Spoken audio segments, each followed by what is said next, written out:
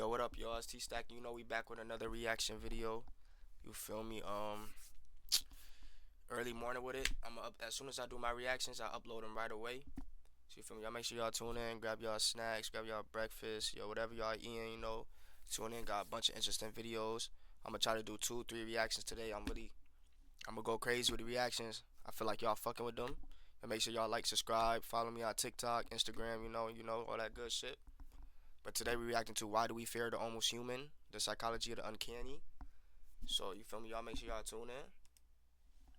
Let's go. Does something about this feel wrong? The answer is probably yes, but you likely can't explain why. Why do entities that are almost human creep us out more than things that aren't human at all? How's it going, everybody? Welcome back. My name is Chase. Today we're going to be exploring the uncanny.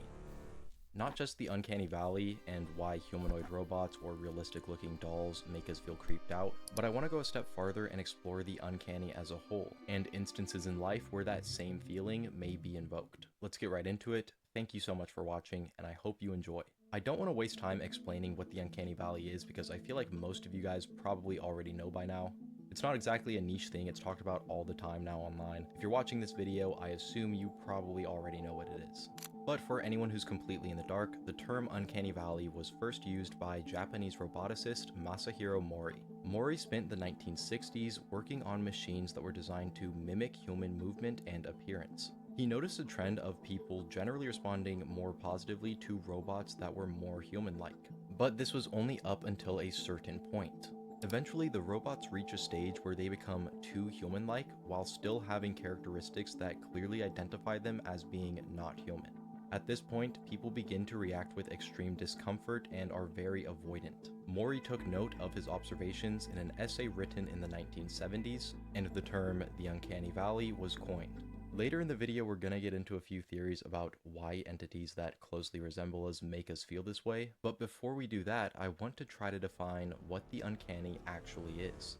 One of the first people to really explore the concept of the uncanny was the founding father of psychoanalysis, Sigmund Freud. In Freud's 1919 work, Das Unheimliche, or in English, The Uncanny, Freud describes the uncanny as the class of terrifying which leads back to something long known to us, once very familiar, which is to say that the uncanny is something that feels familiar and alien at the same time. Something that should feel ordinary or Shit mundane like this so feels much. I be really off-putting. seeing shit that You see, feels so Freud familiar. believed that much of It could either human be a behavior place, was a driven person. by Like you ever repressed seen somebody desires, that's like fears, and memories. they don't look These human, pieces of but you are often buried they deep like within they your look human, but they subconscious mind. not When the human. uncanny It's like arises, you it can't is put your this finger on it. repressed content Same like being with a driven place to you ever the been to a surface. place like Some damn I've beliefs that been you're here more before. It likely to looks so hold as a familiar, child when you don't really understand the way but the you've world never works really yet, been like there. believing in magic or spirits possessing objects and your toys being able to move by themselves. When something in the world provokes these old repressed beliefs, the result is that strange, unsettling feeling, the uncanny. To Freud, things like hyper-realistic dolls and machines are uncanny because they blur the line between the animate and inanimate. Our expectations of what it means to be alive, conscious, and human are being challenged. Another different interpretation of the uncanny comes from French psychoanalyst Jacques Lacan, who significantly reinterpreted much of Freud's work. Lacan believed that there are 3 different orders or registers that describe different dimensions of the human experience. These 3 registers, the imaginary, the symbolic, and the real, explain how we form our own self-identity and how we interact with the world around us. The imaginary is the realm of images, fantasies, and self-identity, shaped by early experiences and identifications, most notably the mirror stage. The mirror stage often occurs during infancy, when the child is first able to recognize their reflection as themselves. Seeing and recognizing this reflection is when your self-identity begins to form. However, it's based on a misrecognition. It's kind of that same feeling that you get when you look at old pictures of yourself. Neither a reflection or a picture is actually capable of fully capturing who you are. The second register is the symbolic, and it is the realm of language and social structure. The symbolic shapes the way that we think, speak, and relate to other people. We use language to represent real things, but our unconscious associations shape our understanding. For example, if I were to say the word dog, we both know what kind of animal I'm talking about. But your past experiences shape the way you feel. If you've had numerous bad encounters with dogs, you probably don't like them very much. Those past experiences might invoke a negative connotation around the word.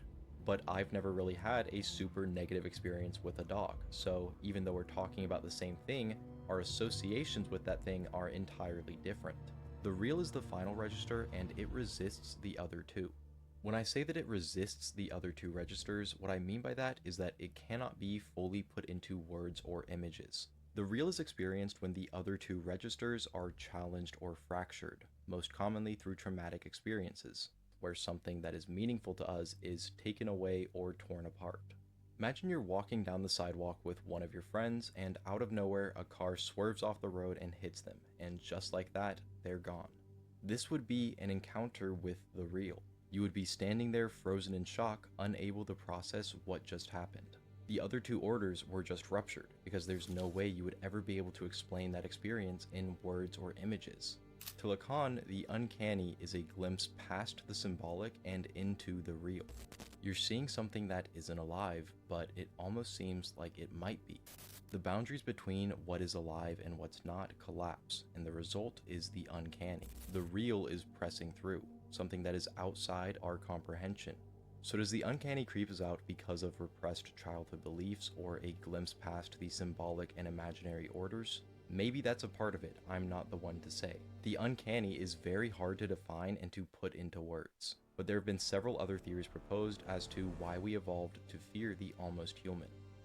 The mate selection theory states that uncanny features may signal poor reproductive health or genetic defects. We evolved to be repulsed by the almost human because they could signal low fitness in potential mates. From an evolutionary standpoint, mate selection involves subconscious checks for reproductive fitness. Traits commonly associated with the uncanny, like lifeless eyes or pale skin, could indicate infertility or developmental issues. These traits unconsciously trigger this feeling of rejection to avoid passing on the weak genes. I'm kind of going to spoil my own beliefs on this. I think that the uncanny is a conglomerate of a bunch of different things. This is one of the only ones that I think I would count out entirely. Because first of all, I see people that I'm not attracted to all the time, and I would not classify them as uncanny or say that I'm repulsed by them. And besides that, I wouldn't be able to look at a male doll or figurine and feel that same uncanny sensation, because I'm interested in women. So I don't think the uncanny valley has anything to do with mate selection or avoiding passing on weak genes. Another theory is disease avoidance. Strange and unnatural features might subconsciously remind us of symptoms of illness, triggering an avoidant reaction to reduce the risk of infection. Evolution, of course, favored humans who could detect early signs of illness in others and avoid them. Features like odd coloring and sluggish robotic movement are often found in figures that fall into the uncanny valley, but they can also be signs of illness. We may be seeing these features as signs of possible illness, invoking an avoidant reaction. The predator avoidance theory states that the uncanny valley may be a side effect of our predator detection systems. A being that looks almost human, but not quite, could set off primal alarm bells of spotting a predator wearing a human disguise. This would also explain why the robotic movement makes this feeling more pronounced, because the jerky unnaturalness of it resembles something pretending to be human. This is the other one that I'm not too sure about, because as far as I know, there's never been a predator that closely mimicked human behavior. Since the uncanny valley is a pretty universal feeling, it wouldn't make sense for it to be passed down to everyone if it wasn't benefiting our survival. Obviously, predator detection would be incredibly important to early human survival, but specifically fearing the almost human and human mimics seems a little bit out there. Unless our ancestors were regularly encountering skinwalkers and Wendigo, it doesn't really make sense to me for this trait to be passed down to everybody. Because seeing a saber-toothed tiger standing in front of you and then seeing a mannequin that looks like it might be alive are two completely different feelings. The corpse recognition theory states that uncanny features often mirror traits found in corpses or mortally ill humans. Again with the waxy skin and glassy eyes, but also the rigid posture and slack facial expressions. These traits make us feel uncomfortable because of a subconscious association we have between them and death. This one is pretty similar to the disease avoidance theory, which is why I waited to cover this one as well. Both of these theories make sense to me. It's just part of your brain trying to keep you alive. And part of staying alive is keeping you healthy and avoiding getting sick. Of course, staying around sick, dying, or dead people is probably suboptimal for your health and well-being as a human. So your brain subconsciously steers you away and says, maybe staying around this isn't the best idea. The other hominid hypothesis states that the uncanny valley is a leftover from when we coexisted with other human-like hominins, like Neanderthals and Denisovans. Our encounters with these species may have regularly involved competition for things like resources and food, leading to a hardwired caution response for almost human faces. Even though we're now the only remaining hominin species left, our brain may have retained this evolutionary suspicion towards anything that may resemble a separate tribe. Alright, I know I said I'm only counting a couple of these out, and I don't know if I want to count this one out completely, but to me it definitely seems very unlikely. Maybe it's a part of it because I can see how we would be competing with other species of humans for food and resources. But personally, I would not breed with something or someone that I found to be uncanny looking. And we know that early Homo sapiens bred with Neanderthals. There are people in the world right now who have more Neanderthal DNA than you or I because their ancestors bred with Neanderthals. So again, I don't think this one holds a lot of weight.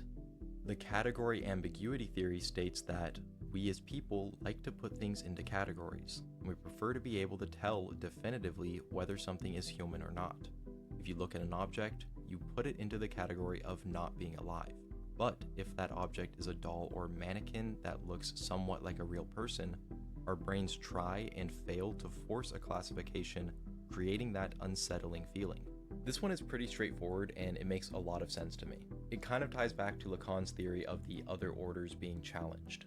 I used a dog earlier as an example, so I'm going to use that again. Could you imagine coming home one day and your dog is speaking to you fluently? Maybe after a while you get used to it, it might even be kind of cool for a little bit, but your immediate reaction, or at least my immediate reaction, would be that uncanny feeling, because part of what I know about dogs is that they don't speak. So if my dog started speaking to me, it's breaking my classification of what a dog is. Another theory is the violation of social norms.